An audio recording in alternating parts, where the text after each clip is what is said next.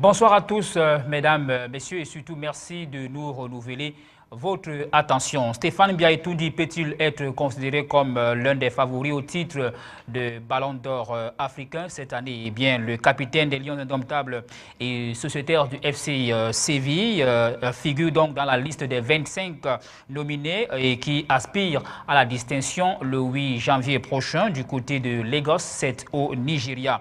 Cette compétition, le Global CAF Award, va donc se disputer, disons-le ainsi, dans un contexte particulier. En effet, la Confédération africaine de football vient juste de confirmer l'annulation de la Coupe d'Afrique des Nations au Maroc. La CAF est donc en pleine recherche du nouveau pays organisateur. Le Maroc a donc signé et persisté qu'il n'organiserait pas cette compétition à cause du virus de Ebola. L'ultime réunion du comité exécutif de la CAF tenue au Caire ce jour a donc accouché ce communiqué qui annule la compétition, je le disais encore, du côté du Maroc. Et puis, sur place au Cameroun, les élections à la FECAFOOT battent leur plein au niveau des ligues décentralisées. Eh bien, 9 des 10 régions ont déjà élu leurs différents présidents. On en parle dans cette édition avec nos invités qui sont déjà sur le plateau. Bombok Louis Noé Bengan est juste à ma droite, à la gauche de votre petit écran. Il sera donc en face de Samuel Zoké, qui est également bien connu de la scène sportive. On aura depuis la Turquie, Bertrand Dong, on peut peut-être, voilà, Bertrand Dong sera des nôtres depuis la Turquie. Bertrand est administrateur du football. Merci, je vous retrouve dans un court instant.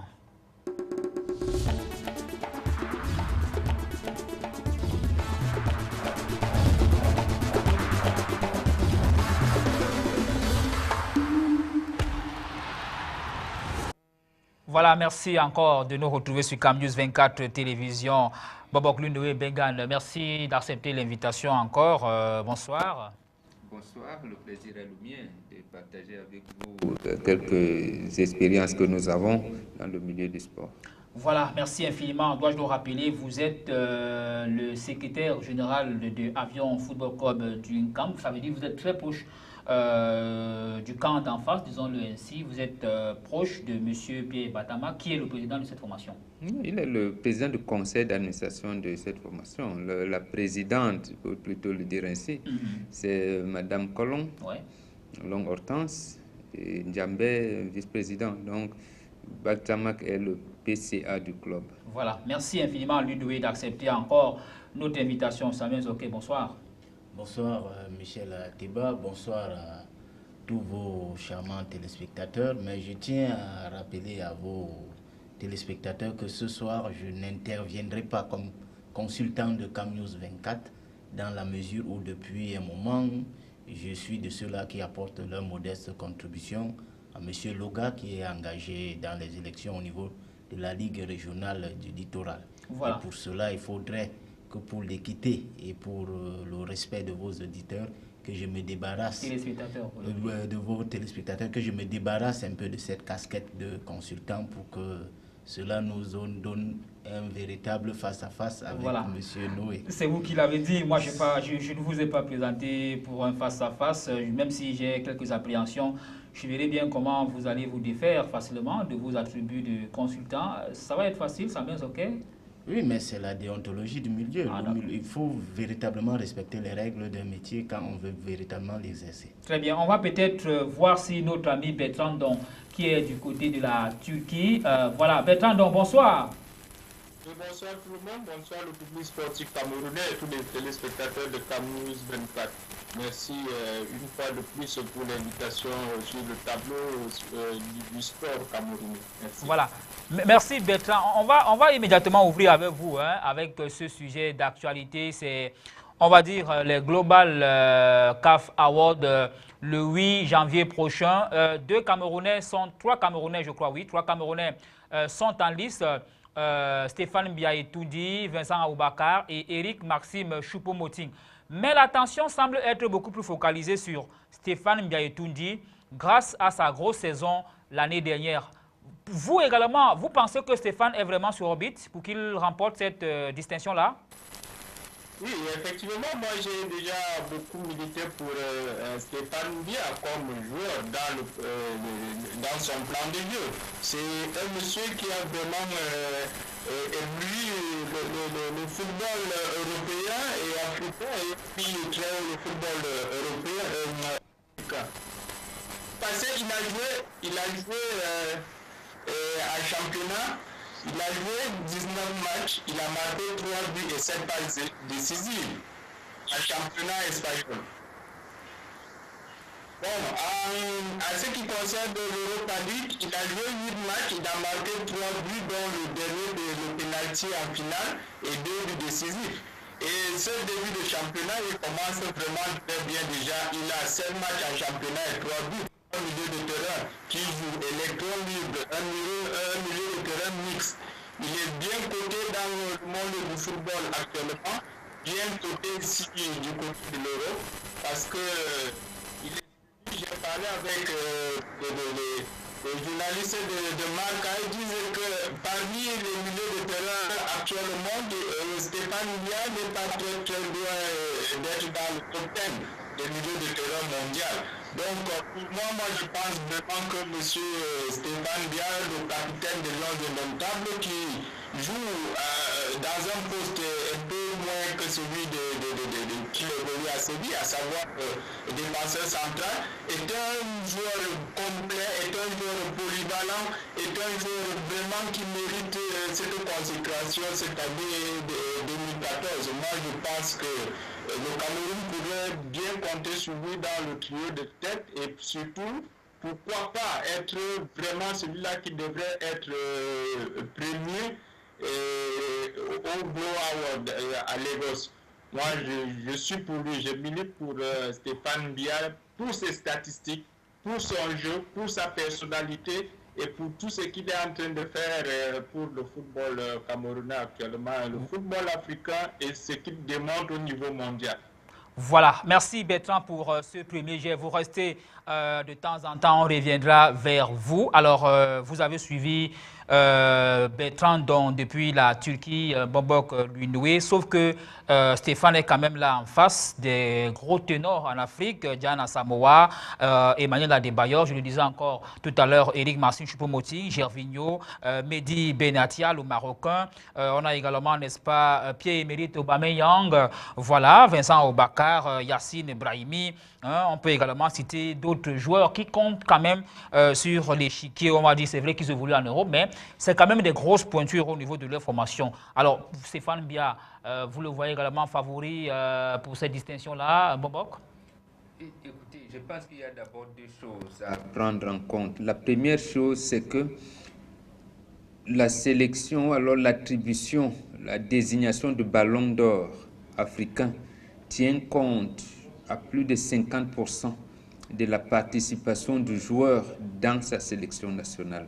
Ce n'est pas ses performances hors de l'Afrique, ses performances hors de la sélection nationale comptent dans les 30 à 35%. Vous faites bien de le dire parce que ce sont les entraîneurs, les sélectionneurs nationaux et les directeurs techniques nationaux qui votent. Absolument, parce que ça va apporter une polémique ici à un moment donné. Exactement. C'est la première chose à donner. La deuxième qu'il faudrait voir, c'est que à ce niveau de la compétition, je suis obligé d'être camerounais, c'est-à-dire que c'est vrai, je vais pouvoir donner quelques orientations tactico-techniques ou alors quelques éléments qui permettent de désigner le meilleur joueur du continent, mais les téléspectateurs vont pouvoir m'excuser, je vais davantage supporter les Camerounais qui sont sur la liste. Oui. Donc, là, relèverait de ma part du souhait. Mais cela n'enlève en rien le fait que Stéphane a quand même les qualités pour... Tout à fait. Donc, en fait, je voudrais dire que je souhaite vivement que ce soit Stéphane Bia qui soit élu. Donc, ça, c'est le souhait. Maintenant, si c'est Gervinho, si c'est les autres, bon, je sais que je ne les ai pas suivis comme les entraîneurs et autres qui auront la charge de les voter. Donc, ils pourront vous dire à quel niveau de la compétition, tel était à tel niveau, tel était à tel autre. Et la Coupe du Monde, par exemple, tel, ainsi de suite, ainsi de suite. Donc, ils ont des fiches techniques qu'ils mettent à jour chaque fois. Donc, mais mon souhait, c'est que Stéphane Bia. ce sera Stéphane. Très bien. Alors, Samuel Nzoké, vous êtes analyste de sport. Vous suivez Stéphane Biya depuis un bon bout, défenseur qui peut souvent se retrouver au milieu de terrain, puisque au FC Séville, il joue justement ce rôle-là. Mais à l'équipe nationale, il occupe la défense, on va dire, il fait partie des défenseurs centraux. Mais Stéphane Biya, bien qu'il arbore le chapeau de défenseur à l'équipe nationale, peut également monter et buter. La preuve, la dernière rencontre la dernière rencontre à Yaoundé, vous me rappelez rapidement le nom de l'adversaire, c'était contre voilà, la Sierra Leone. Merci, j'avais un peu perdu la mémoire là. Biya a marqué le deuxième but camerounais, je crois. Alors, vous ne pensez vraiment pas que Stéphane Biya peut également se prévaloir de remporter cette distinction le 8 janvier prochain à Lagos, au Nigeria? Oui, mais sauf qu'en me posant la question, vous avez déjà tout dit. Si je tiens aussi en compte ce que ceux qui m'ont précédé ont eu à dire, oui, à savoir M. Ndong et Mbombok. Et je crois quand même que, objectivement, Stéphane Biya aujourd'hui est au summum de sa forme, dans la mesure où, que ce soit en club, que ce soit en équipe nationale... J'aime cette expression, au summum de sa forme. Il fait quand même preuve de beaucoup de talent en ce moment, dans la mesure où je crois que son club est satisfait de lui. Tout à fait. D'ailleurs, en tant que... Il devrait être défavorisé, ça il fallait le dire, dans cette compétition, parce que généralement, il y a beaucoup de critères qui rentrent en compte et les attaquants partent souvent favoris, parce qu'on s'inscrit dans leur compteur. Tout à fait. Bon, mais Biya a un peu cette particularité dans la mesure où je crois que bien qu'il soit milieu de terrain, parfois défenseur, mais c'est un très bon buteur. Il l'a démontré dans son club, il est en train de le démontrer au sein de la tanière de l'équipe nationale des Lions indomptables du Cameroun. Mais en dehors de ça, il faut voir aussi la personnalité de M. Biya. Je crois que c'est un joueur d'abord très fair-play. Il prend généralement des cartons, mais pas sur le coup des gestes malsains. Et en plus, c'est un joueur normal dans la mesure où, jusqu'à présent, nous n'avions pas d'histoire que Biya aurait créé ou alors aurait embarqué avec lui. Donc c'est un joueur ordinaire, c'est un joueur exemplaire. Et je crois que c'est cela qui lui a valu même le fait qu'il soit capitaine des Lions indomptables. Tout à fait. Parce que c'est quelqu'un qui apporte quand même un peu de sérénité et un peu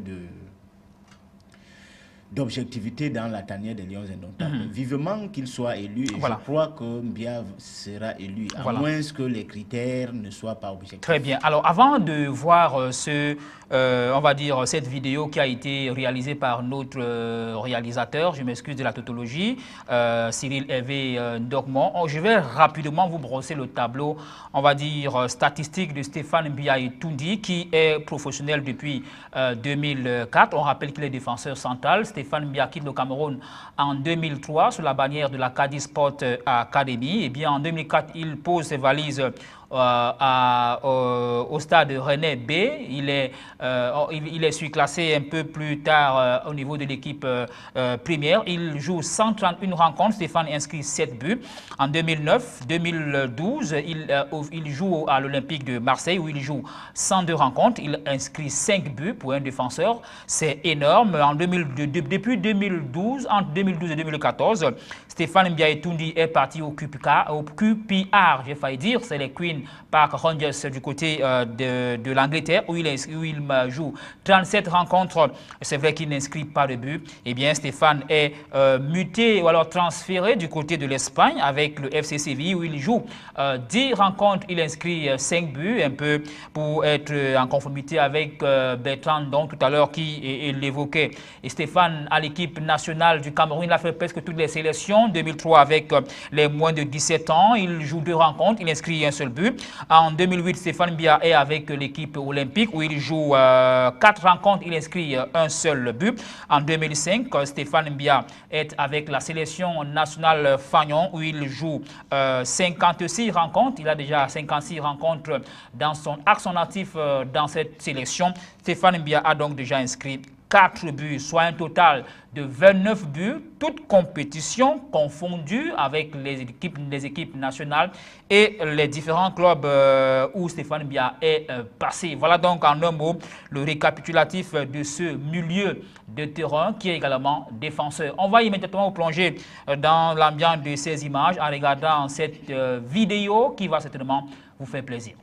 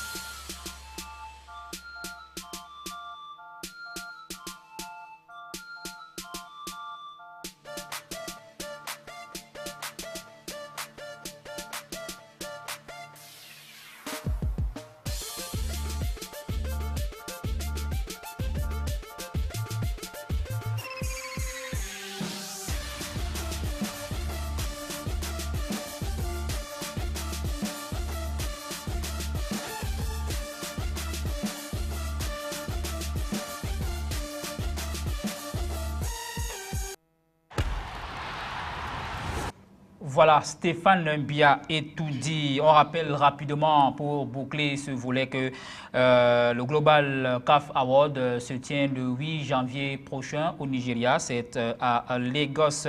25 joueurs nominés et 25 joueurs africains nominés qui évoluent dans les différents championnats européens et même, pourquoi pas, on va le dire, en Afrique. Et 20 joueurs qui vont donc, qui jouent dans les championnats africain exclusivement, et là également à ce niveau un Camerounais est nominé.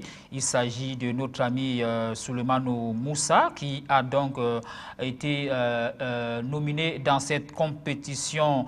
On rappelle que le détenteur de la Global Award CAF, c'est Yaya Touré, qui a donc remporté l'édition l'année dernière. Aboutreika est le meilleur joueur en Afrique. Ça va donc être un peu plus chaud cette année pour Stéphane Biya, mais les Camerounais comptent énormément sur ce joueur. On va à présent parler de la Coupe d'Afrique des Nations avec nos invités sur le plateau, toujours. Alors, chers messieurs, vous avez eu l'information, sans doute comme moi, la CAN ne se dispute plus au Maroc. C'est une information qui est encore chaude, Mbok Lounoé. La Confédération africaine de football vient de retirer la compétition au Maroc, tout simplement parce que le Maroc est resté formel, catégorique sur sa position. Il fallait à tout prix reporter. Le Maroc avance des problèmes sanitaires, notamment le virus d'Ebola. Et aujourd'hui, le comité exécutif de la CAF a tranché, disons-le ainsi, puisque c'est elle qui organise la CAF, cette compétition. Eh bien, la CAN cherche maintenant un pays qui devrait en principe l'organiser. Tout à fait. C'est vrai que l'information à ce niveau, je dirais, est traitée à chaud, comme vous l'avez dit. Parce que pour la CAF, je pense qu'il y avait un plan B et un plan C. Donc, la CAF, c'est quand même depuis 57 qu'elle existe. Donc, elle est habituée non pas au désistement des clubs, mais à des catastrophes, quelquefois des guerres, à des soulèvements et autres qui l'ont amené à reporter l'organisation des phases finales d'un pays à un autre. Mais pour le cas du Maroc, c'est quand même, bon, je dirais, sur le plan sanitaire, ça peut être justifié. Sérieusement, mais est-ce que, qui dit au Maroc que on ne peut pas, je veux dire, les avions marocains qui se promènent dans le monde, il y a Royal Air Maroc qui est partout, et Air France et les autres vols qui partent et qui vont, ou qui partent du Maroc ou qui arrivent au Maroc. Dans les pays où Ebola sévit. Voilà, ou même, qui ne dit pas que demain ou après-demain, les pays où aujourd'hui le virus d'Ebola n'est pas déclaré, et demain, les premiers cas ne soient pas déclarés par des simples voyageurs qui séjourneront au Maroc. Non, c'est vrai également qu'il faut protéger sa population, mais ce sentiment-là, lorsqu'il arrive à ce niveau de la compétition, le Maroc a fait, et là je le regrette, comme si il lui appartenait seul de gérer une situation qui est de portée mondiale. Malgré toutes les garanties de l'OMS, de la CAF et tout, même de la FIFA. De portée mondiale. Tout à fait. Donc,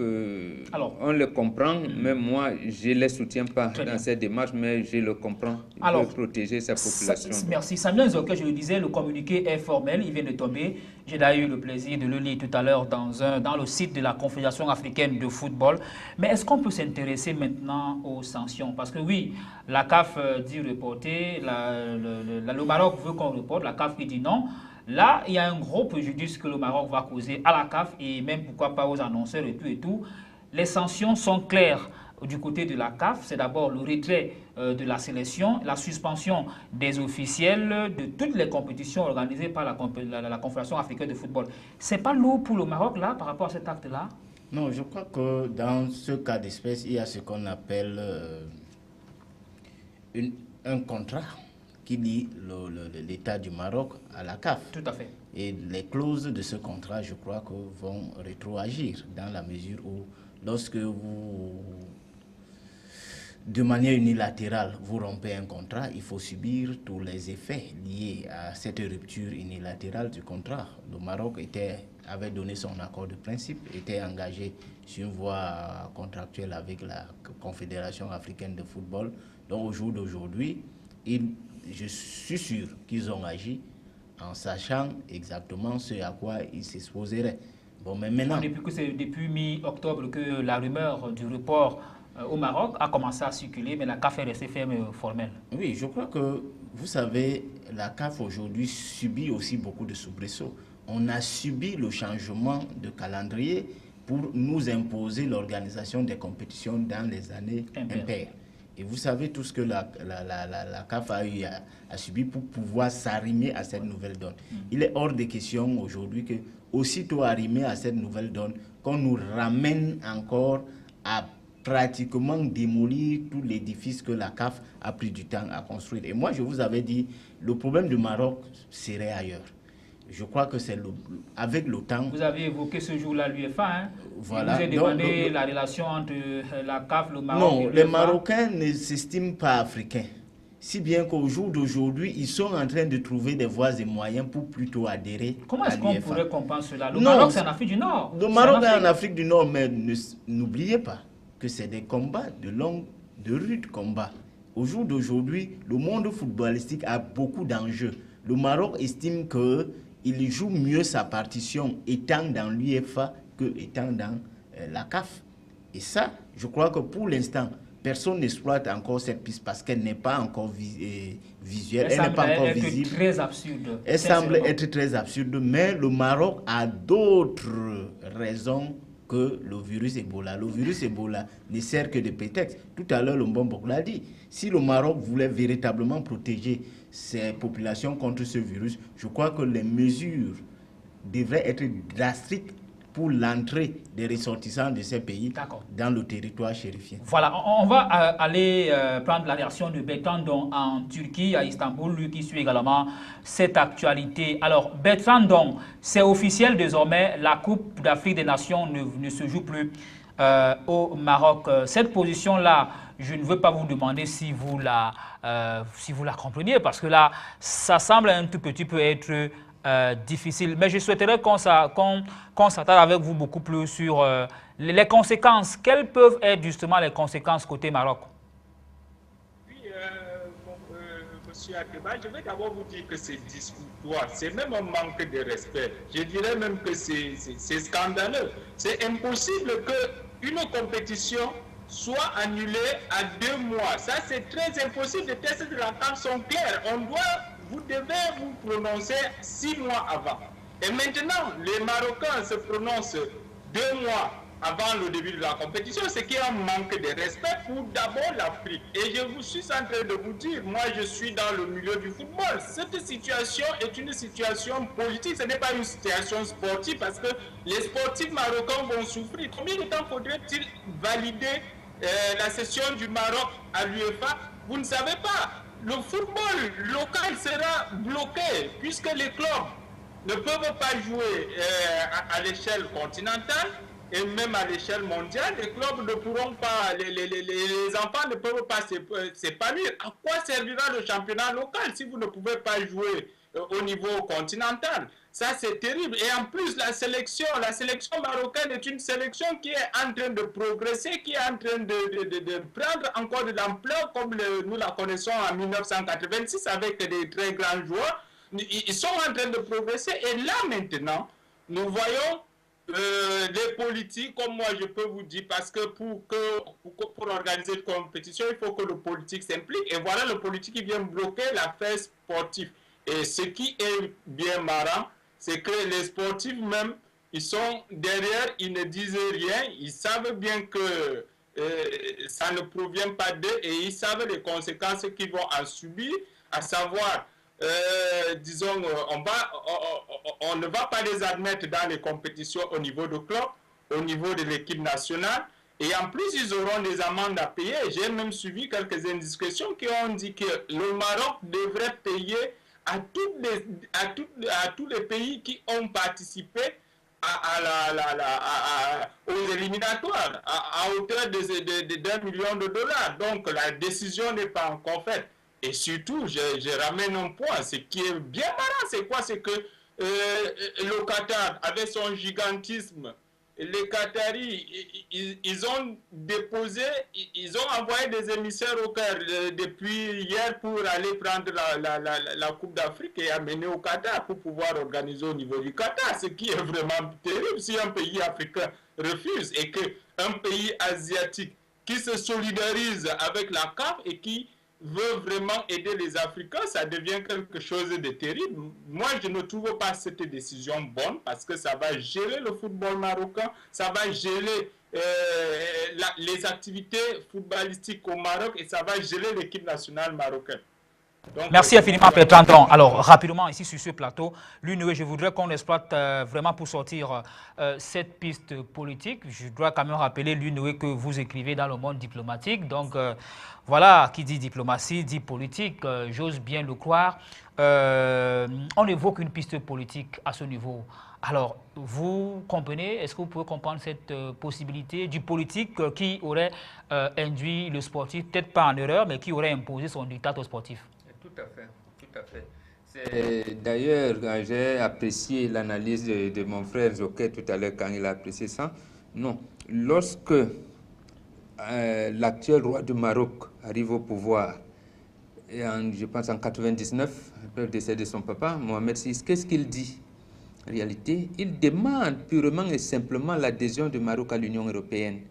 Parce que lui-même, et je me rappelle encore le reportage qu'on faisait à l'époque dans les milieux diplomatiques, c'était quoi? C'était, non, il a même fait un doctorat à la Sorbonne qui avait dit avec ceci. Et 2007 également, Sarkozy arrive, il veut créer ce qu'il appelle Club de la Méditerranée.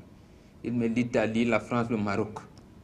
Vous voyez quoi? Donc en fait, comme disait mon frère Nzouké, c'est une orientation politique du Maroc qui date depuis longtemps. Ça a d'ailleurs donné, comme je vais dire ça, ça a terni, ou alors ça a donné des bisbilles dans les relations diplomatiques lorsque le Maroc, jusqu'aujourd'hui, ne veut pas laisser ce qu'on appelle le Sahara occidental, ne veut pas l'indépendance de ce pays. À un moment, Hassan II s'était même retiré de l'ancien OUA de l'époque. Donc, le Maroc ne s'est véritablement pas comporté comme un pays africain. Véritablement. Donc, ils ont raison, sans aucun donc, de relever ça. Et je pense que c'est la raison principale. Hein, c'est la raison principale. Mais, sauf que, sur le plan géographique, on ne pourrait pas. Un seul pays bénéficie de ce statut-là, c'est Israël. C'est-à-dire, pour des raisons politiques, on ne voudrait pas également éviter le racisme, les heurts dans les stades, ainsi de suite, qu'on a admis que Israël joue son championnat avec les Européens et tout, mais pas avec, parce que vous ne pouvez pas imaginer un match Israël-Iran aujourd'hui, donc ça peut engendrer. Très bien. Mais ils ont raison de relever ce problème politique. Voilà, on rappelle donc la principale information, la Coupe d'Afrique ne se joue plus au Maroc. La Confédération cherche en ce moment le pays qui pourrait donc organiser cette compétition. On parle du Qatar, mais on parle beaucoup plus de l'Égypte. Vous savez que le siège de la CAF se situe est en Égypte, et donc l'Égypte pourrait donc organiser finalement cette compétition. D'autres pays sont également cités. La 30e édition, et c'est pratiquement inédit et historique, ne se joue pas dans un pays précédemment connu ou alors préalablement connu. Eh bien, la CAF est donc obligée de changer sa position. Nous l'avons suivi, nous avons eu l'information tout à l'heure à travers le communiqué signé, n'est-ce pas, de la Confédération africaine, puisque le comité exécutif de la CAF s'est réuni au Caire pour tabler sur la situation. La compétition, les dates restent intactes du 17 janvier au 8 février prochain, mais plus au Maroc. On va à présent vous plonger dans la thématique centrale. Eh bien, ce sont les élections au niveau des ligues décentralisées. Avec la Ligue régionale du littoral, on va y aller en images dans quelques instants, qui en principe devait élire son président vendredi dernier, mais vous le savez sans doute déjà, eh bien, les problèmes, les troubles dans la salle. Est-ce qu'on peut aller avec les images, s'il vous plaît? Douala, avec donc ces images-là, où vous verrez dans quelques instants ce qui s'est passé à l'hôtel, disons-le, Somatel vendredi dernier. C'était ici à Douala. Je crois qu'on n'a pas des images de Douala. J'aurais vraiment souhaité qu'on ait les images de Douala pour mieux illustrer ce dont nous parlons, pour mieux donc illustrer nos propos sur ce plateau. Bon, voilà, c'est pas pourquoi on n'a pas les images de Douala, malheureusement. Alors, l'Unoué Bengan, l'élection de Douala a été bloquée. Vous avez eu l'information, comme nous on était ce jour-là dans la salle. Quelques jours après, elle a été plutôt... Voilà, les images sont là, merci. Voilà, merci infiniment. Là, c'est l'ambiance, voilà, ce jour dans la salle. 1000 fois merci à la réalisation. Vous pouvez l'apercevoir, c'est une élection pratiquement militarisée, ou alors... on va dire quoi, voilà, militarisé. Là, c'est le président de la commission électorale, le professeur Adolphe Minkouaché, qui apporte quelques explications. Sa documentation a été, on va dire, vendangée, emportée, jetée. Son ordinateur a eu la vie sauve grâce à l'intervention d'un autre membre qui était dans la salle. Et là, vous voyez très bien que ça joue vraiment chaud, surchauffé, pratiquement dans un mouchoir de poche, serait-on tenté de dire, dans cette salle qui devait abriter l'Assemblée générale élective de la Ligue régionale du football du littoral. Eh bien, le trouble a persisté jusqu'à une certaine heure, 12 à 13 heures, juste au moment où le préfet du Vouri est donc venu mettre de l'ordre en annulant tout ce tohu-bohu et en reportant l'élection pour mercredi dans quelques jours. Avant de retrouver rapidement nos invités sur le plateau, je vous propose d'écouter la réaction du professeur Adolphe Minkouaché. Je sais qu'il y a un certain nombre de procédures et j'avais un lot de documents. Je pense que nous sommes des hommes civilisés. Il y a un certain nombre de procédures qui sont en cours. Nous le savons, en ce moment, il y a une procédure pendante devant le tribunal de première instance de Douala-Conakry. Mais cette procédure n'a pas un effet suspensif. Elle suit son cours. L'Assemblée générale, cette Assemblée générale qui a été dûment convoquée, de notre point de vue, il n'y a aucun élément de droit qui interdise qu'elle se tienne. J'ai entendu parler de l'annulation des décisions, des résolutions de l'Assemblée générale des textes.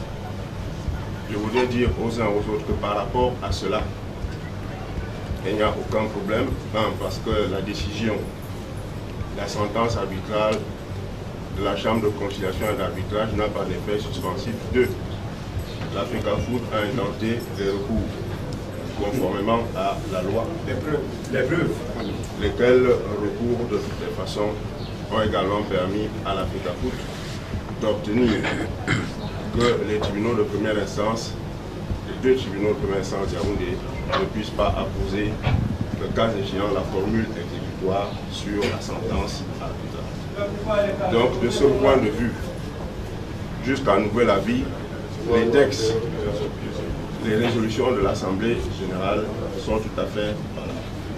S'agissant d'ici à Douala, nous avons été informés hier, nous avons été notifiés.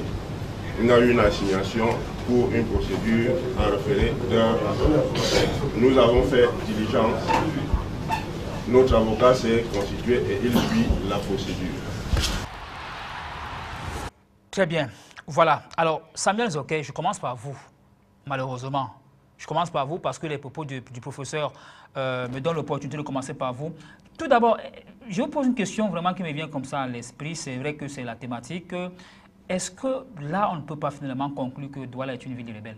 Non, Douala n'est pas une ville rebelle, mais le sort a voulu que Douala porte la voix du Cameroun. Un Cameroun aujourd'hui qui aspire à plus de liberté, à plus de justice, à plus de respect des normes et des règlements. Et je crois que ce qui se passe aujourd'hui à la Fédération camerounaise de football est de l'inédit, dans la mesure où c'est cette fédération elle-même qui a défini les règles qui devaient entourer le processus électoral, pouvant conduire au renouvellement de son exécutif. Mais il s'avère aujourd'hui que ce soit dans les pratiques, que ce soit dans les manières de faire, on se rend compte que la FECAFOOT est en train elle-même de biaiser son propre jeu, en ne pas respecter les règles qu'elle-même a éditées. Très bien. Bon, Bengan, ce n'est pas une réaction, mais je voudrais que nous comprenions également avec vous le pourquoi de ce que nous venons de voir tout à l'heure là. Comment est-ce qu'on a pu arriver à ce niveau où l'élection est reportée, alors que partout ailleurs, il y a eu élection malgré des soubresauts et malgré quelques problèmes? Moi, je réponds directement à votre question. Douala est une ville rebelle. Ah. Douala est une ville rebelle, je dirais même récidiviste. Parce que je comprends. L'année dernière, vous appelez, c'était de l'inédit. Tout à fait. Les élections au niveau régional sont reportées à Yaoundé, dans le siège de la FECAFOOT. C'est de l'inédit. Pourquoi on en est arrivé là? Non, il faut quand même qu'on soit sérieux. Je pense que les propos du professeur Minkoaché devraient laisser chacun. Si on est, comme il dit, je reprends ce terme, civilisé, si on respecte les procédures de droit, parce que lorsqu'on saisit les tribunaux ou les organes juridictionnels, que ce soit tribunaux civils ou au milieu du sport, laissons les procédures suivre le cours. Au point où on peut arriver demain à l'Assemblée générale fédérale et que les décisions arrivent, qu'ils les annulent, on recommencera. Donc, je ne sais pas pourquoi on soit amené à casser, à faire du vandalisme. Moi, c'est ça en réalité qui me fait dire que Douala est une ville rebelle. Voilà. On peut s'échauffer parce que même dans les stades de football, ça se voit, ça peut se faire. Ou quelqu'un, parce que tu as mal apprécié une situation, tu donnes un coup à ton ami, on te donne un carton rouge, tu sors, mais après vous vous embrassez. Tout à fait. Donc voilà, le match continue. Bon, ici à Douala, il y a des compatriotes qui ne souhaitent pas que les élections se tiennent. Alors qu'au même moment, on ne veut pas que les élections se tiennent, on saisit les tribunaux. Bon, si demain, donc, les tribunaux demandent que les élections reprennent, on va les reprendre ou pas. Il faut que laisser les procédures aller en cours. Voilà, alors Samuel Zoké, justement, on pose le problème des procédures. Il faut laisser que les procédures arrivent à leur terme. Sauf que là, nous l'avons appris, je l'ai également suivi tout à l'heure, on a peut-être l'impression que quelque part, on s'est peut-être mal pris. Donc on estime que la FECAFOOT aurait pu saisir directement le tribunal arbitral des sports de Lausanne. Non, moi, je crois que c'est deux choses bien différentes. Hein. Vous savez, le verdict de la Chambre de conciliation et d'arbitrage qui estime que les assemblées générales qui ont adopté les statuts de la Fédération camerounaise de football étaient illégales, ça c'est autre chose.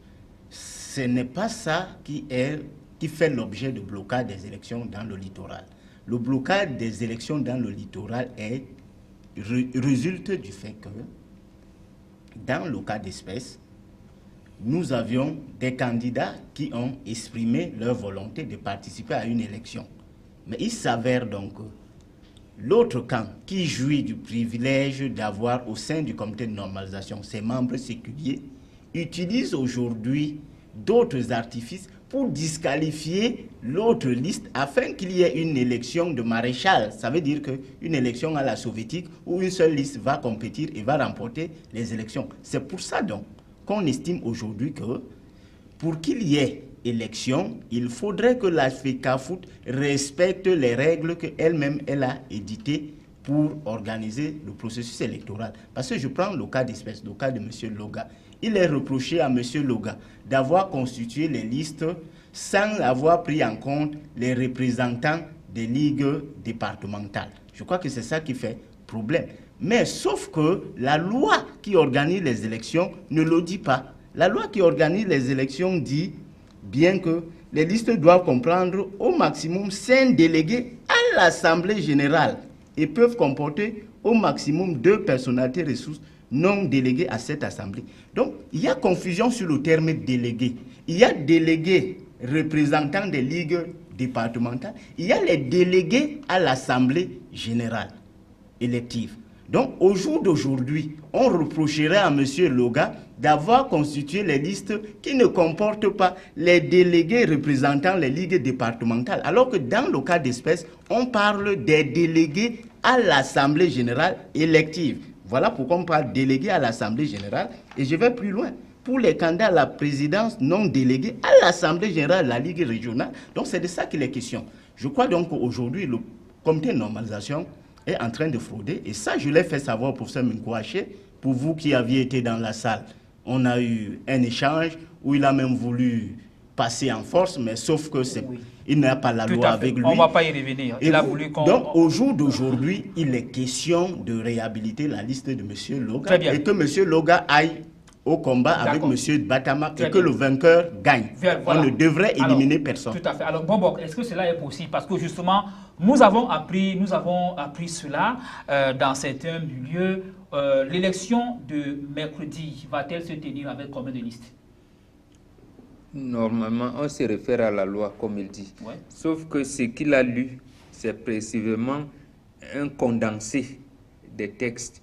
C'est-à-dire que des directives, des textes. Lorsque vous revenez, et c'est là, il a raison, parce que ce problème de, comment on appelle ça, de loi électorale, c'est depuis, je pense, 2004, oui, l'année où le premier blocage se trouve, où on enlève Bidumpa par rapport au problème de 6 points et tout.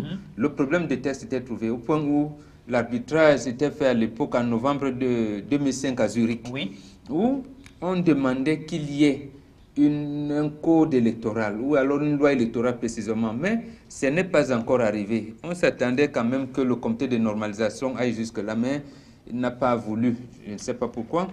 Or, ce qu'on prend là comme directive, ça ressort des statuts des ligues spécialisées, donc ligue départementale, ligue régionale, ainsi de suite. Et dans les statuts de la FECAFOOT, quelquefois même dans les règlements généraux. Donc, c'est là où, si on se focalise aux directives, on va faire fausse route. On va faire fausse route pratiquement. Mais on doit s'appliquer à quoi, monsieur? Justement, lorsqu'on dit par rapport référé à l'article temps des ligues départementales, article temps, qu'est-ce que ça veut dire? Ça veut dire, par exemple, pour le cas de Boudongo, dont il dit tout à l'heure, il faudrait que le candidat fasse une représentation, je veux dire, les 8 qui constituent, puisque nous sommes au niveau régional, qu'il y ait un représentant par ligue départementale. Et le problème va se poser au niveau de Vouri. Parce que là, c'est clair dans le statut des ligues départementales. Le Vouri a 24 clubs, donc plus de 18. 29, pardon, plus de 18. Non, le Vouri a 3 représentants. Et la liste doit avoir 2 délégués de Vouri, puisqu'il a plus de 18 clubs. Ce n'est pas comme la Sangha Matim, Lonkam et autres. Quel est donc, puisque vous avez 3, si une liste a 2 délégués de Vouri, l'autre liste ne peut pas avoir de délégués de Vouri. Tout à fait. Ne peut pas avoir. Voilà, je ne prends que ce cas précis. pour dire que même si M. Loga remplissait les autres conditions, au niveau de Vouri, ça allait être un problème. Il ne pouvait pas compétir. Il ne pourra pas compétir. Voilà la situation. Non, je crois que Noé bon, il faudrait quand même qu'on soit sérieux quand on dit certaines choses. Dans la mesure où, au jour d'aujourd'hui, quand vous dites que la directive est caduque, alors que la directive est venue faciliter parce que je n'ai pas dit caduque, j'ai dit à relever certaines choses, mais n'est pas entré dans les détails. Il faut, pour chercher les détails, il faut entrer dans les textes des ligues départementales et dans les textes sauf qu'au jour d'aujourd'hui, nous sommes dans ce qu'on appelle la constituante. Parce qu'une constituante, c'est la première assemblée. Absolument. Et généralement, les directives nous servent de passer un peu en flèche là où on ne réunit pas les conditions de base. Je prends un cas très simple. Quand vous prenez la région du Sud, vous savez qu'il n'y a pas de ligue départementale, des ligues départementales dans l'océan. Même au sud-ouest. Je prends le cas de l'océan, mais on est quand même allé aux élections. Tout à fait. Vous savez, s'il fallait à tout prix que l'océan ait un représentant, il n'y aurait pas eu élection. Ça, vous êtes d'accord avec moi? Absolument. Vous prenez le sud-ouest.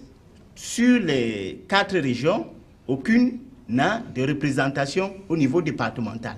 S'il fallait tenir compte de ces représentations, on ne serait pas parti aux élections. Je prends encore un autre cas. Supposons que dans le littoral, il y avait un peu plus de 5 candidats. Comment vous allez demander à 5 candidats de se répartir 12 bonhommes et d'avoir chacun 2 ou d'avoir chacun 3? Vous voyez un peu. C'est ce qui est clair. Moi, je dis, ce qui est clair, il y a ce qu'on appelle des insuffisants, mais nous sommes des hommes. Au jour d'aujourd'hui, le comité de normalisation voudrait offrir une élection de maréchal à M. Tombi Aroko, bien qu'il ne soit pas candidat, et tout est fait à la base pour bien qu'il n'ait pas encore annoncé sa candidature. Oui, bien qu'il ne soit pas candidat à l'heure où nous parlons. Il n'a pas encore annoncé sa candidature. Vous n'êtes pas dans son cœur, ça J'ai dit, il n'est pas encore candidat. M. Ateba, je suis juriste, je parle du droit. Il n'est pas encore candidat, vous ne pouvez apporter aucune preuve de sa candidature.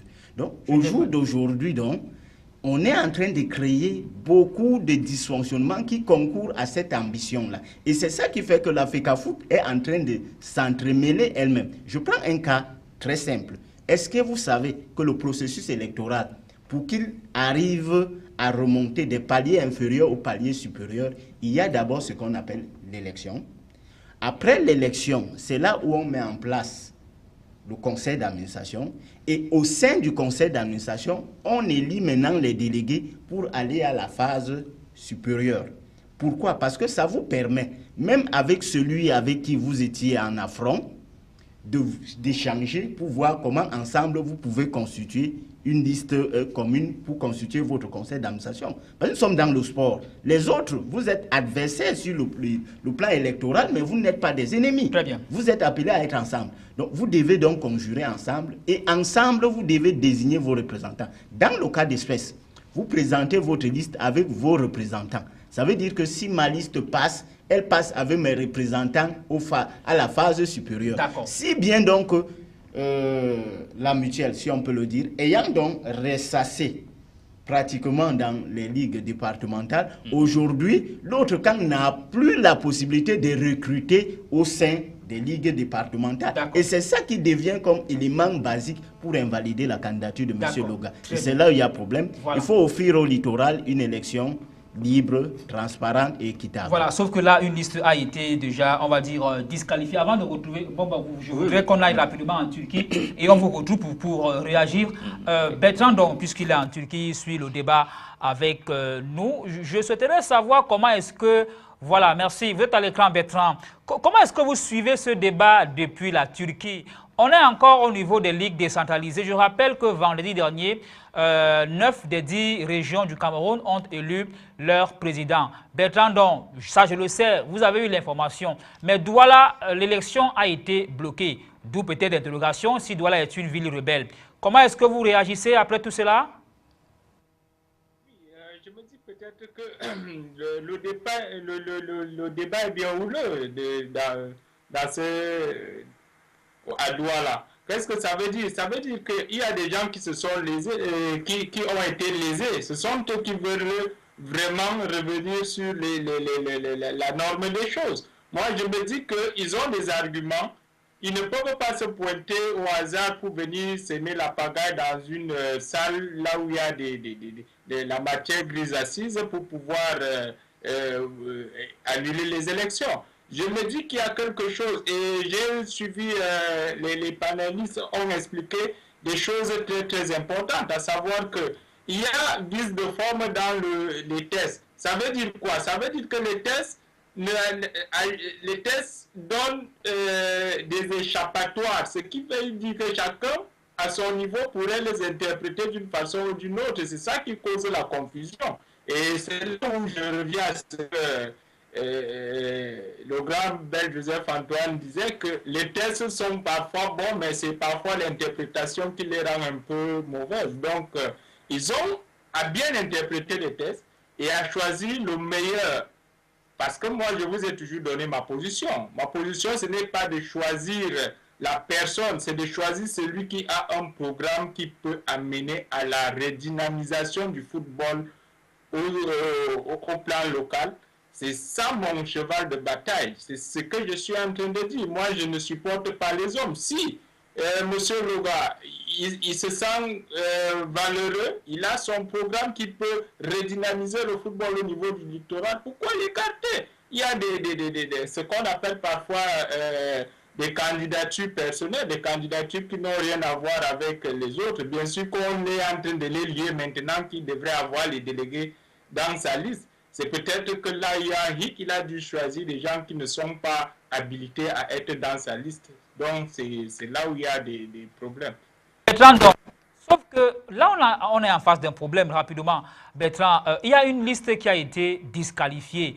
Et de l'autre côté, on estime que cette liste qui a été disqualifiée devrait attendre tous les recours nécessaires et qu'elle ne devrait pas se retrouver dans la salle pour le vote. Et ça se bloque à ce niveau, Bertrand, donc. Oui, exactement. Moi, j'ai compris que la liste a été invalidée au niveau central. Au niveau central, je sais, je le comprends. Mais cette liste a été validée au niveau central parce qu'il y a des tests qui disent certaines choses et chacun se place à son niveau pour les interpréter. Ça veut dire qu'il y a un piège dans les tests et ce piège a bien été établi par ceux qui ont écrit ces tests. Et ce sont eux qui savent qui est habilité et qui ne l'est pas. Donc ça devient un peu un dépipé. Bon, excuse-moi, hein, c'est juste l'interprétation. D'accord.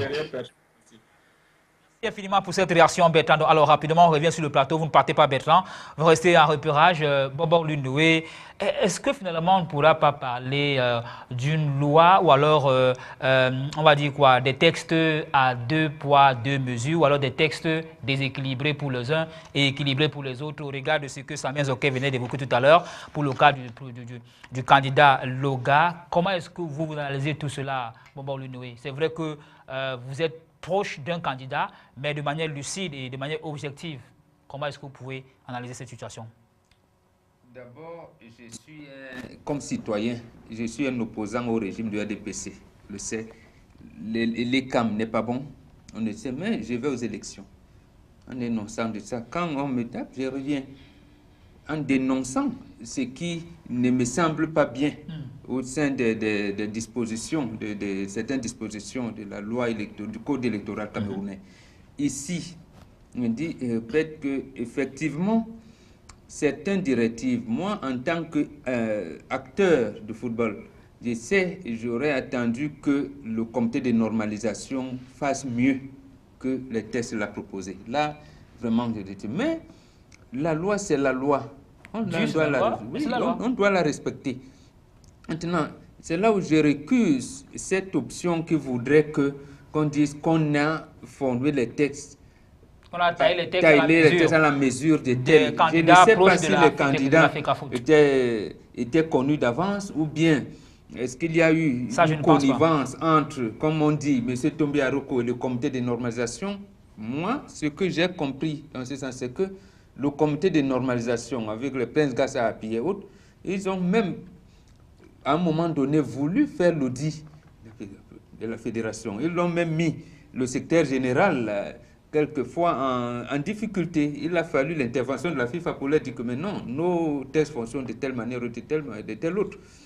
Pour le cas précis, non, j'ai dit, je répète, que M. Loga et d'autres, ils n'ont pas bien lu les textes. Ils se sont focalisés aux directives. Et j'ai dit bien, les directives n'ont pas tout ressorti. Il fallait revenir dans les textes. Même M. Bell qui va à Yaoundé, c'est-à-dire que revenez, c'est vrai qu'on ne les apprécie pas, mais revenez aux statuts adoptés, aux règlements généraux adoptés, aux textes des ligues départementales et régionales qui sont adoptés. Et maintenant, vous regardez ce qu'on a mis comme directive. Il peut arriver que les directives ne ressortent pas tout, comme c'est le cas ici. Comme c'est le cas, là, je le reconnais. Mais qu'on ne dise pas, par exemple, que non, c'est parce que on peut considérer cela comme la constituante et tout. Non, lorsque la constituante s'est déjà réunie et a émis des faits qui sont adoptés, on les applique. Très bien. On les applique purement et simplement. Tout donc, à fait. Il n'est pas possible, je l'ai dit dans d'autres plateaux, d'ailleurs avec il n'est pas possible qu'on revienne mercredi avec 2 candidats, c'est ça? Non, ce n'est pas possible. Voilà. Je l'avais dit à l'époque d'ailleurs, comme journaliste, ailleurs avec nos amis, je leur ai expliqué qu'est-ce qui s'était passé, pourquoi M. Ayangma avait claqué la porte du JICAM à un moment. Et précisément, oui, il se trouvait qu'à un moment donné, les textes du JICAM ne permettaient pas qu'il y ait 2 candidats. Qui ne permettait pas. Parce que par exemple, au niveau des PME et des 15, la liste doit avoir 8. Il restait 7, vous ne pouvez pas. Tout à fait. À un moment donné, ça a créé un blocage au point où, quand le JICAM adopte des nouveaux textes, bon, eux, ils ont eu le temps de partir pour créer une autre organisation patronale. Mais au Cameroun, il ne peut pas avoir de fédération de football. Merci pour cette image. Donc, en fait, il n'y aura qu'une seule liste dans voilà, le littoral. Mercredi prochain. Avant de retrouver Samuel, je vous en prie, on va prendre la réaction de Joseph-Antoine Bell. Samuel, donnez-moi 1 minute pour prendre Joseph-Antoine Bell. Oui, allez-y. Je suis ici. Allez-y, Samuel, ok. Pour un débat transparent. Rapidement, on va prendre Samuel. Quand le Bombok dit quelque chose, il faudrait quand même apporter. Allez-y, Samuel, ok. Le premier éclaircissement, c'est qu'au jour d'aujourd'hui, on n'est pas dans la logique de ne pas respecter les tests. Mais on voudrait amener la FECAFOOT elle-même à respecter ses propres textes. Ça veut dire que celui qui ne respecte pas, nous parlons de la FECAFOOT elle-même. Pour le littoral. Le comité de normalisation. Oui. Je vous prends un cas. Tout à l'heure, Noé a pris le cas des représentations par club. Les représentations par club, c'était valable au niveau des élections, au niveau des ligues départementales, au niveau des ligues régionales. L'activité des clubs n'intervient plus. On a dit au niveau des ligues régionales, on a 3 délégués par ligues départementales. C'est eux qui vont là-bas, quel que soit le nombre de clubs. Ça, il faut déjà le savoir. Je crois que c'est même dans les directives aussi, c'est bien précisé. Non, non, il y a un hit, je vous coupe pas. Non, je vous dis... C'est un, je comprends, mais sauf que... Est-ce que vous pouvez me le conseil d'administration de la Ligue, M. Loga doit constituer la liste pour le conseil d'administration qui a 8 membres. Comment sont constitués les 8 membres? C'est là le débat. Non. Très bien. Peut-être qu'on ne s'entend pas, mais au niveau du conseil d'administration, au niveau régional, nous avions 2 entités qui interviennent. Il y a les clubs affiliés. Parce que les clubs, tous les clubs affiliés, on leur a donné la latitude d'être membres électeurs. Et maintenant, il y a les délégués des ligues départementales. Il n'y a que les 2 entités qui interviennent. Il n'y a plus de représentativité par rapport au club. Ça, c'est d'un. Et la deuxième des choses que moi, je voudrais vous faire savoir, rapidement, s'il vous plaît, c'est que vous avez dit qu'il y a le code. Chaque fois, on revient au code. Mais je vais vous dire que si on revenait au code, on n'aurait pas pu organiser les élections. Je vous prends un cas très simple. Le code dit qu'il faut convoquer le corps électoral 15 jours avant. Or, les directives sont venues, compte tenu du temps, le raccourcir à 5 jours. Pardon. Le code a mis sur pied 2 instances pour gérer les élections, à savoir la commission d'homologation et la commission de recours. Mais les directives n'ont plus mis en place ces 2 commissions-là, compte tenu de la complexité du cas. Il y a plusieurs cas. D'accord. Mais moi, j'ai dit une chose. Au jour d'aujourd'hui, M. Noga est bel et bien candidat. Voilà. Tous ceux qui vont vouloir l'en exclure vont exclure. Malheureusement, Samuel Zoké ne pourra pas, disons-le ainsi, être dans la salle mercredi. Si on s'en tient, n'est-ce pas, aux différentes réactions, ou alors si on s'en tient au verdict du comité de normalisation, même si beaucoup auraient souhaité que les choses se passent autrement, c'est-à-dire qu'il y ait au moins 2 listes dans la salle afin qu'il y ait une élection et que les différents délégués puissent choisir leur candidat. Mais jusqu'à présent, au moment où nous enregistrons cette émission, eh bien, nous pensons que selon les informations et selon les dernières décisions, c'est la liste du candidat Batama qui va donc compétir. Et peut-être c'était la raison du blocage de vendredi dernier. Je ne sais pas si on peut poursuivre là. Je ne sais pas si on peut poursuivre là. Édifié, mais en même temps surpris de voir que le professeur Mikwa a déroulé beaucoup de phases dans lesquelles il se réfère au droit et au texte qu'il semble vouloir suivre. Or, je voudrais rappeler à tout le monde ici, je ne sais peut-être pas pour les autres, ils diront, mais moi je suis ici par hasard, tout en étant délégué à cette assemblée. Je n'ai pas reçu de convocation à cette assemblée alors que les textes disent qu'il faut 5 jours. Donc, déjà à partir de là, ça veut dire que cette assemblée nous est cachée. Comme j'entends moi de même, il y a donc, je ne sais pas, si d'autres membres de cette assemblée, eux, ont reçu une convocation. J'entends que la fédération a saisi le tribunal de première instance de Yaoundé pour qu'on n'appose pas la formule exécutoire sur les décisions du Comité national olympique, ou en tout cas de la chambre d'arbitrage. Ça prouve que la fédération reconnaît que les textes sont valables et qu'il faut suivre les procédures. Mais cette même fédération a rejeté la candidature d'une tête de liste sans jamais l'en informer. Nous sommes aujourd'hui jour d'élection. On vous dit qu'il y a une procédure qui est actuellement en cours. Je vais vous révéler la face. Dans quel pays sommes-nous? Tout le monde dit le Cameroun ne va pas bien. Personne ne veut faire qu'il aille mieux. Vous savez que cette procédure a été... Et on ramène à la FECAFOOT, elle-même aussi, tout le monde dit qu'elle ne va pas bien. Mais tous ceux qui sont partis prenants, tous les Camerounais font qu'elle n'aille pas. Le tribunal a été saisi hier. La bonne idée est venue au président du tribunal de coter cette requête à un magistrat qui, l'année dernière, ayant été désigné par le gouverneur pour venir le représenter, se retrouve aujourd'hui membre de l'Assemblée. C'est-à-dire qu'on l'avait désigné comme arbitre, il s'est retrouvé partie prenante. Et aujourd'hui, on lui cote un dossier qui concerne l'une des parties. Et ce monsieur n'a pas la dignité de se récuser. Il prend le dossier, il est en train de le juger. Sous des apparences de légalité, on vous a fait venir sous des apparences de légalité pour couvrir l'illégalité.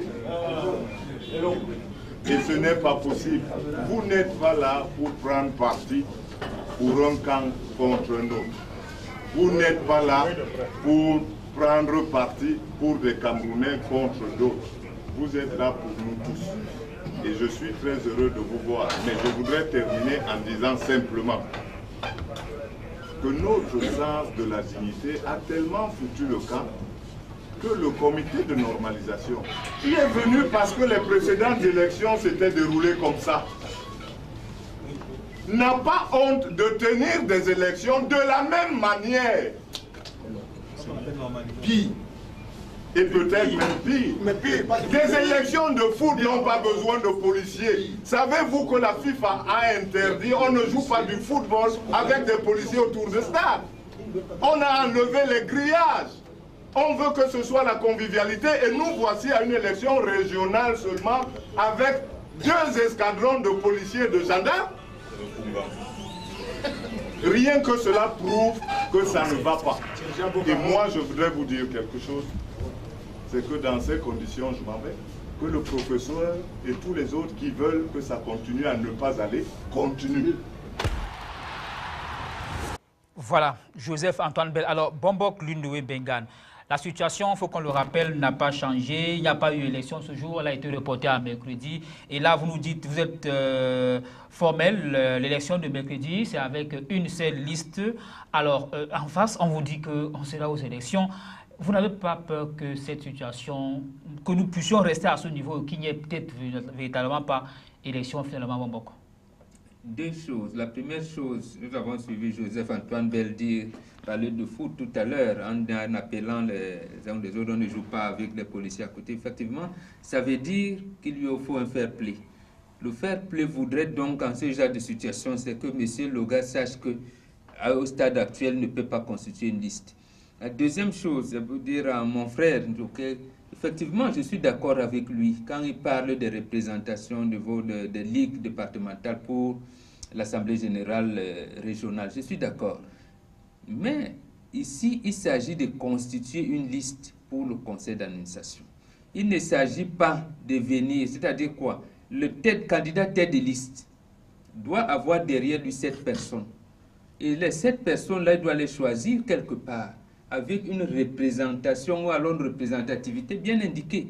Et je dis que c'est peut-être là où le comité de normalisation a, je dirais, n'ayons pas peur de moi, caché dans la directive. Et que ce qui est caché, qui ne ressort pas dans la directive, se retrouve dans les textes des ligues départementales. C'est-à-dire quoi?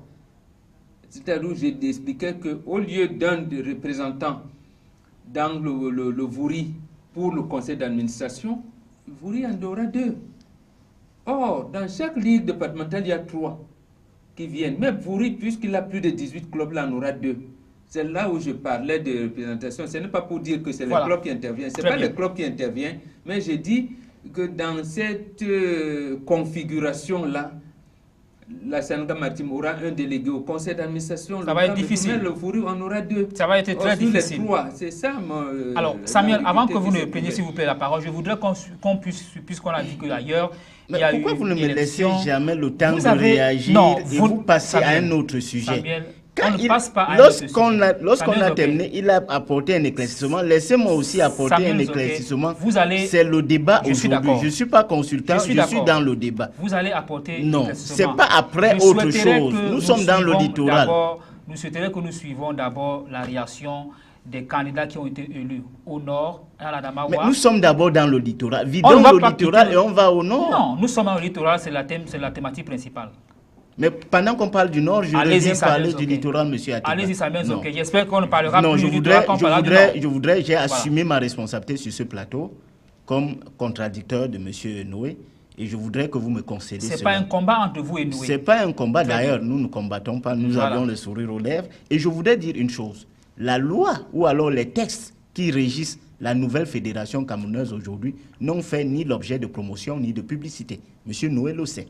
Et s'il dit lui-même que les textes ont été cachés, c'est très grave.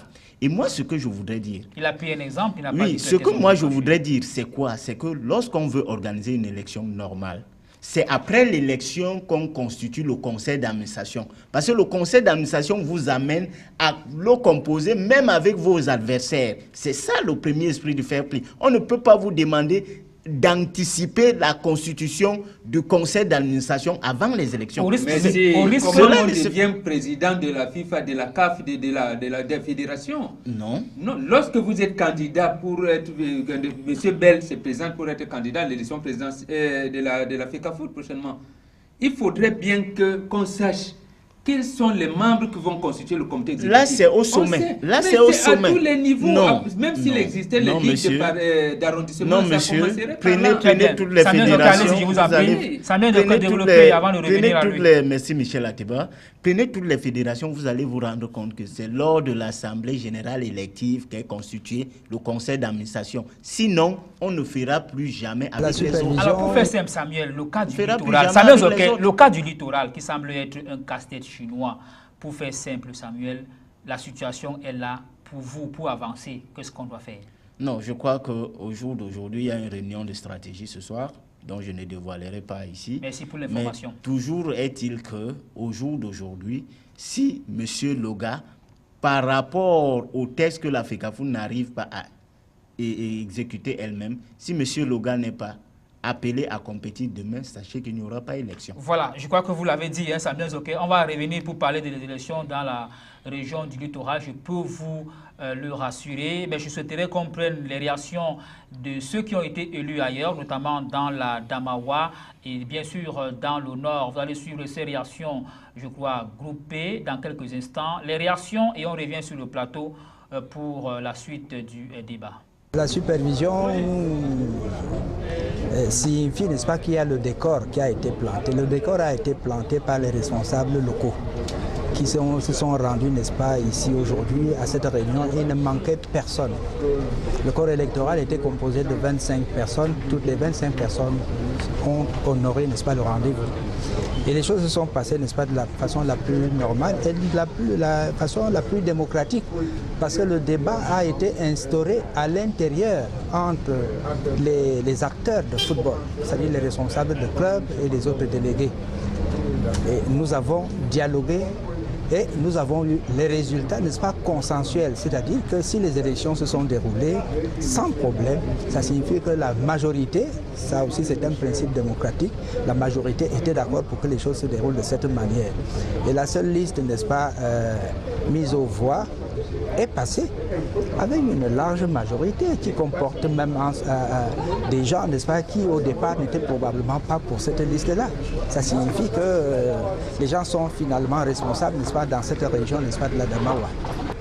Mais mes premiers mots vont tout droit d'abord aux électeurs qui m'ont porté, n'est-ce pas, une fois de plus à cette place, le président de la Ligue régionale de football de la Damawa.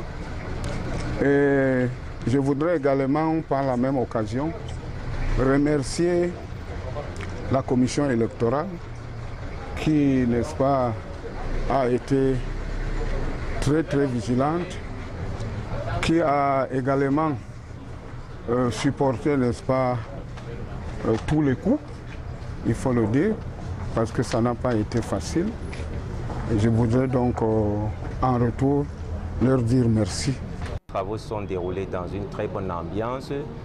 Sur les 23 suffrages exprimés, nous avons obtenu la confiance des 23.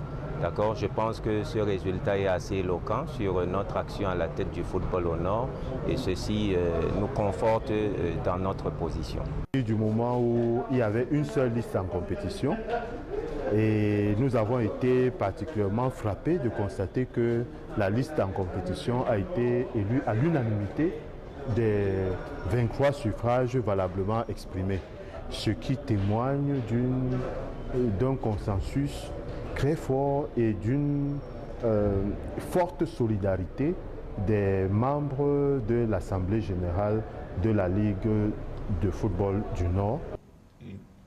Voilà, je rappelle que c'était donc les réactions dans la Damawa et bien sûr dans le Nord. On va immédiatement aller à l'Est du Cameroun où Joseph Issoufou a été porté à la tête de cette ligue-là.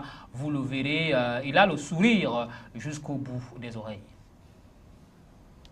C'est à 10 h que les travaux de l'Assemblée générale élective de la Ligue régionale de football de l'Est devaient débuter.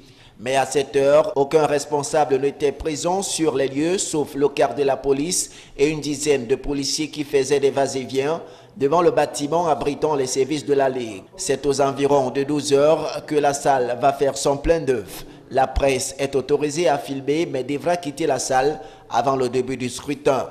Les occupants des lieux, bien que calmes, cachent mal leur désapprobation du rejet de la liste de Charles Beninga, qui, dit-on, présentait de nombreuses irrégularités. Les élections s'est très bien passées. Vous savez, dès le départ, il y avait 2 listes, mais l'autre liste n'a pas pu constituer sa part de liste à la norme.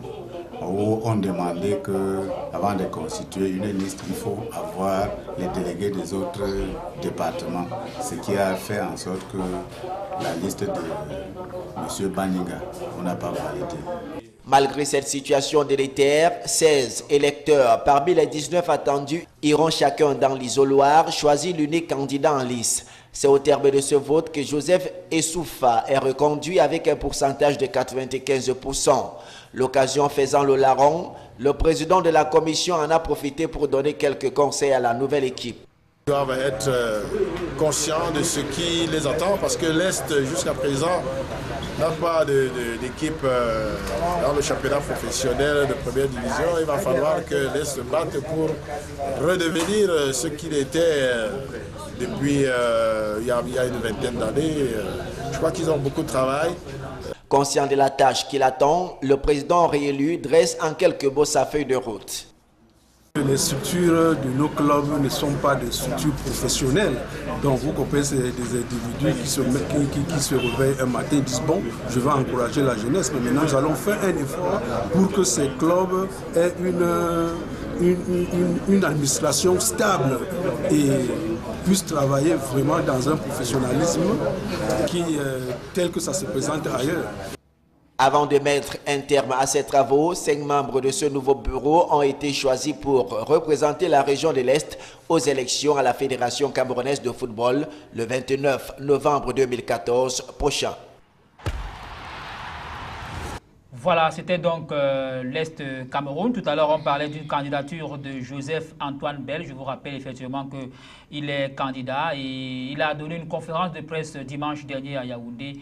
On va regarder les images de la conférence avec le commentaire de, je crois plutôt que là, voilà, c'était le dîner autant pour moi, le dîner d'hier, merci. Là, c'est le candidat Joseph-Antoine qui est donc venu rencontrer les chefs d'entreprise pour leur expliquer le pourquoi de sa candidature à la Fédération camerounaise de football. Joseph qui dit donc composer avec les chefs d'entreprise. On va aller en image s'il vous plaît. Joseph qui dit donc composer avec les chefs d'entreprise pour une fédération plus sereine, plus calme et beaucoup plus forte pour l'avenir. Le candidat a donc donné un dîner de presse hier, nous le rappelions, à Douala. Vous pouvez l'apercevoir, applaudi par les différents chefs d'entreprise qui ont fait donc le déplacement de Douala. Et selon nos informations, samedi prochain, le candidat pourrait s'entretenir avec les présidents de Ligue 1 et de Ligue 2.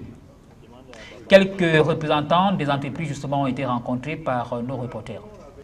Nous avons été invités par le candidat Joseph-Antoine Bell qui présentait ce soir son programme pour la FECAFOOT aux entreprises. Donc en tant qu'entreprise, nous avons été invités. Nous sommes venus, nous avons écouté sa présentation, ses idées nouvelles pour le football camerounais. En quelque sorte, il nous a parlé du football du futur. Le football du futur qui se fera, selon lui, avec les entreprises. C'est une très bonne approche. Nous avons pris de bonnes notes. Nous avons relevé beaucoup de choses parce qu'il y a de très bonnes idées dans ce qu'il a présenté. Maintenant, nous espérons que ceux qui doivent décider de qui sera président de la Fédération camerounaise de football permettront que ces idées développées aujourd'hui puissent être mises en œuvre. Joseph-Antoine Bell a eu la gentillesse de nous inviter à l'occasion de la présentation de sa candidature au monde des affaires. En tant que représentant de l'école de football sportif du Cameroun, c'est important pour nous d'être là, de savoir effectivement quelle était sa vision par rapport au football des jeunes. Parce que comme on le sait tous, le football des jeunes est un peu le parent pauvre au Cameroun et que nous c'est un domaine qui nous tient à cœur. Donc il a promis de faire des efforts dans la quête de la recherche de financement par rapport au football des jeunes, par rapport aussi au football féminin. Et donc par rapport au football des jeunes qui nous tient vraiment à cœur. On espère que quel que soit le candidat, le football des jeunes se développera à l'avenir. Voilà, donc il était important pour nous d'être là. On a répondu favorablement à son invitation. À quelques semaines seulement du grand rendez-vous électoral à la tour de contrôle de Tinga, Joseph-Antoine Bell a tenu à lever le suspense au sujet de sa candidature à la présidence de la Fédération camerounaise de football. La conférence de presse organisée ce 9 novembre 2014 à Yaoundé a été le lieu pour l'ancien gardien de but des Lions indomptables du Cameroun de se prononcer sur la question.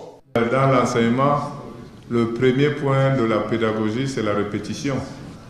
Donc, je vais répéter jusqu'à ce que nous comprenions tous.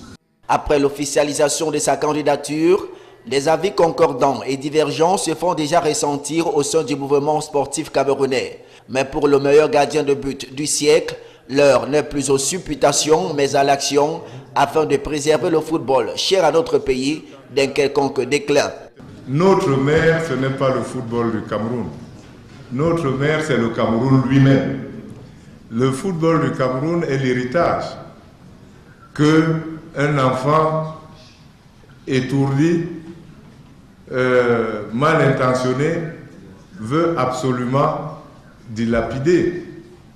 Et il torture sa mère parce qu'il envoie au monde entier l'image d'un pays habité par des êtres inintelligents. Rappelons que c'est pour la seconde fois que Joseph-Antoine Bell postule à la présidence de la Fédération camerounaise de football après la tentative foireuse de 1996. Après Yaoundé, l'ancien portier des Lions indomptables du Cameroun va s'entretenir avec la presse sportive de la capitale économique dans les tout prochains jours. Je suis candidat, laissons-les faire leur travail et m'exclure s'ils veulent. Très bien, le candidat Joseph-Antoine Bell. Alors, Bobok Lundoué, demain, on va aller aux élections, sauf que jusqu'à présent, on ne sait encore le lieu. On sait que c'est mercredi, on ne sait pas où ça va se tenir. Peut-être là n'est pas le problème. Vous persistez et vous signez. Et selon la décision du comité de normalisation, c'est la liste de M. Batamak en principe qui devait passer. Mais là, de l'autre côté, les informations font état de ce que si M. Loga n'est pas là, il pourrait ne pas avoir élection. C'est une situation, je posais la question tout à l'heure, qui pourrait encore et à nouveau faire piétiner les choses. On risque de ne pas sortir de l'auberge. Absolument, c'est possible. Parce que le peuple peut chasser un président de la République, donc c'est le peuple qui décide. Sauf que dans ce cas de figure, nous avons fait comme si les élections dans nos fédérations, c'était des élections populaires. Non, c'est le sport qui est populaire, mais les élections dans les fédérations sportives ne sont pas des élections populaires. Là, ça nous amène donc à la deuxième chose qui est que ça amène les citoyens à affronter les autorités administratives. Et ces citoyens-là, je dirais, qui n'ont pas droit, qui ne participent pas au vote, comment vont-ils se comporter face à cet état de choses dans l'incivisme? De rappeler rapidement les qui vont voter, Lundoué Bengan, très rapidement. Tout à fait, qui vont voter. Il y aura 3 délégués dans chaque département, plus les clubs qui sont au championnat régional. Donc 29. Voilà, 29 clubs championnat régional, les corps de métier. Donc voilà. Fait un total de 41, disons absolument, 42, ouais.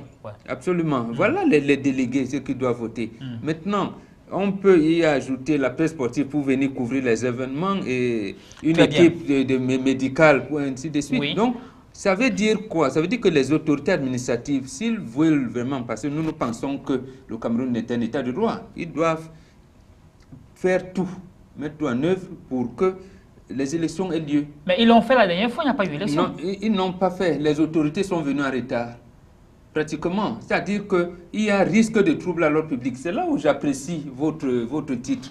Douala est une ville rebelle. La démonstration en avait été faite l'année dernière, en 2013. Pourquoi les autorités administratives attendent qu'il y ait des cas? C'est vrai que le titre pose la question. Le titre ne confirme rien. Bon, moi, voilà. Et que c'est vous qui confirmez. Je réponds pas. Vous avez enlevé le point d'interrogation. Et j'attire l'attention des autorités administratives qu'ils viennent bien. Et je pense que cette fois-ci, ils se sont approchés ou alors ils sont en train d'aider le comité de normalisation pour qu'il n'y ait pas de débordement. Voilà. Alors, Samuel Zoké, 41 personnes, disons-le ainsi. On dit que la liste de M. Loga a la majorité. Est-ce cela qui peut faire peur? Est-ce qu'on peut le dire comme ça? Parce que 41 personnes, on nous a suivi à la salle que le candidat Loga avait jusqu'à 33 délégués, ce qui naturellement peut faire balancer les choses. Mais sauf que demain, je le précise, il pourrait ne pas être, il ne sera pas dans la salle. Non, je crois que Michel Ateba, je vous ai dit les choses très clairement. Contrairement à ce que Lumbombo a dit, ce n'est pas nous qui nous liguons contre les autorités, mais c'est la Fédération camerounaise de football à travers le comité de normalisation qui est en train de fragiliser les institutions en créant un certain nombre de dispositions contraires à la loi camerounaise. Il ne faut pas prendre les autorités camerounaises pour des petits fous ou pour des idiots. On ne peut pas aujourd'hui enfreindre à l'ordre public et dire que c'est l'État qui doit protéger. Non, Samuel, lorsque vous prenez Samuel, des dispositions... vendredi dernier, Samuel, ok, je vous en prie.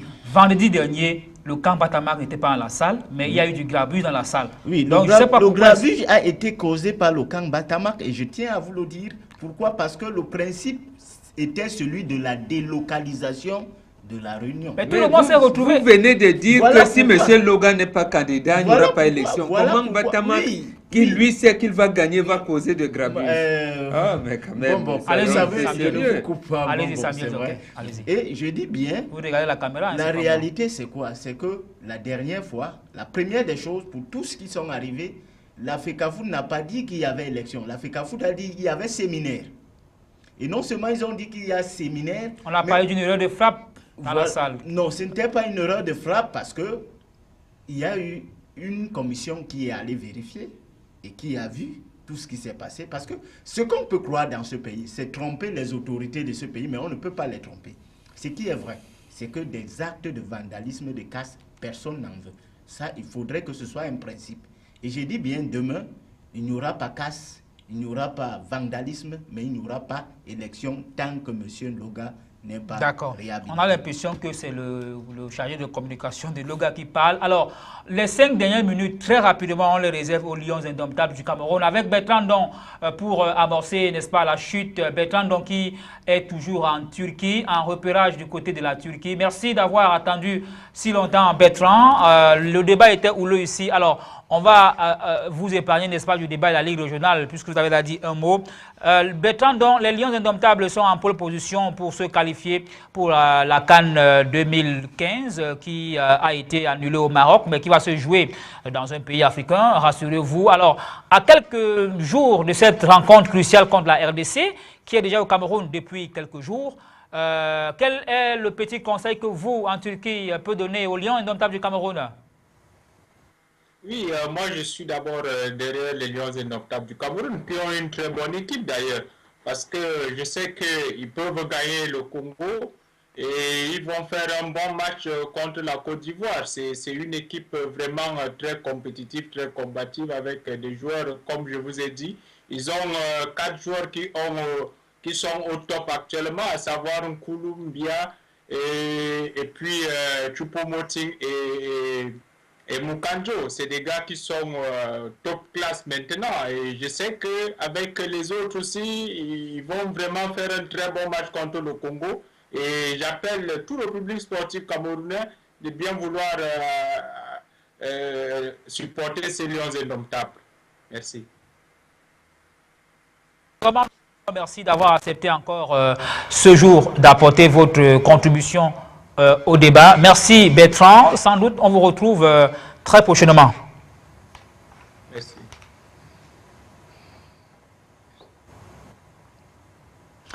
Voilà. Merci infiniment à vous Bertrand. Alors, on va donc sans doute sortir dans un moment à l'autre. Voilà, Bobok Lunoué rapidement. Les Lions qui jouent contre la RDC samedi. Et les Lions pratiquement déjà qualifiés. Alors, c'est une sélection sereine, non, qui va rencontrer la RDC. C'est vrai qu'on n'est pas encore, mais pratiquement. Absolument. Là, je parle en tant que supporter des Lions. Je ne les juge plus sur le plan tactico-technique. Là, je veux la victoire. Pour la première raison que ça nous a manqué pendant longtemps. Je sais que les automatismes du jeu, l'élévation du niveau technique va venir avec le temps et l'encadrement technique les accompagne. Je souhaite vivement qu'ils gagnent. Voilà, une victoire des Lions indomptables, Samuel Zoké, samedi contre la RDC, qui est déjà au Cameroun, hein, rappelons-le.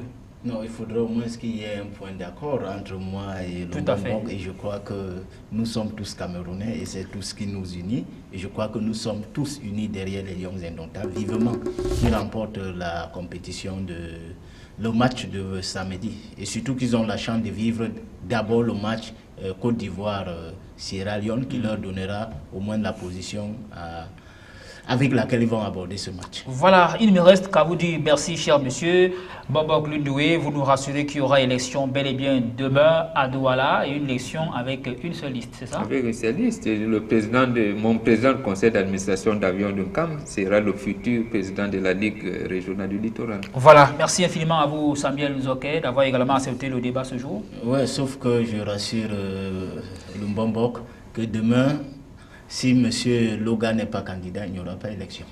Voilà, je crois que nos invités ont planté le décor de cette rencontre qui s'annonce houleuse demain. Nous osons également croire que nous serons de la partie pour pouvoir rendre compte et montrer aux Camerounais ce qui s'est exactement passé dans l'hôtel qui sera choisi pour cette élection. Merci à toutes les équipes de production amenées par Gustave Canada avec la réalisation de Cyril Dormont. Merci à Bertrand Don depuis la Turquie qui a accepté le débat ce jour. Nous vous retrouvons sans doute mardi prochain pour une nouvelle édition de La Tanière sur Camnews 24 Télévision. Bonjour, bonsoir, au revoir.